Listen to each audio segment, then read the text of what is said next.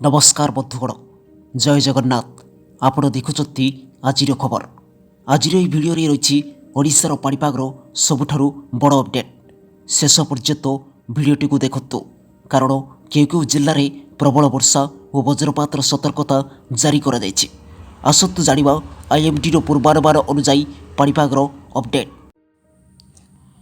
बंगोपसागर में स्पष्ट लघुचाप क्षेत्र प्रभाव में सारा राज्य में प्रबलरू अति प्रबल वर्षा संभावना एने भुवनेश्वर पाणीपाग विज्ञान केन्द्र पक्षर सूचना। पाणीपाग विभाग सूचना अनुसार गतकाली उत्तर बंगोपसागर एवं दक्षिण बांग्लादेश उपरे सक्रिय घूर्णिबलय प्रभाव में आज भोर में एक लघुचाप क्षेत्र सृष्टि होइছে। यह उत्तर ओडिशा पश्चिमबंग उपकूल पाखापाखि उत्तर पश्चिम बंगोपसागर में सक्रिय अच्छी।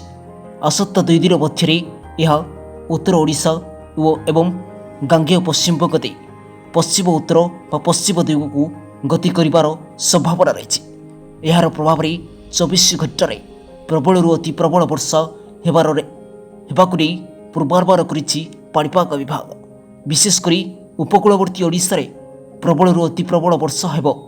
पुरी एवं जगतसिंहपुर जिला को रेड अलर्ट जारी कर दुई जिले में प्रबलरू अति प्रबल वर्षा हो पारे।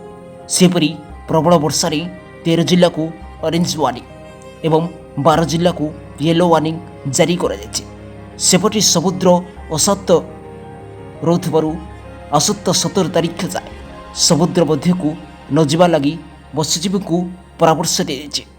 स्थिति को देखि ओडिशार समस्त बंदर को 3 नंबर विपद संकेत जारी कर आसंता कालीर पाणीपागर सूचना पाई चैनल को लाइक और सब्सक्राइब करतु।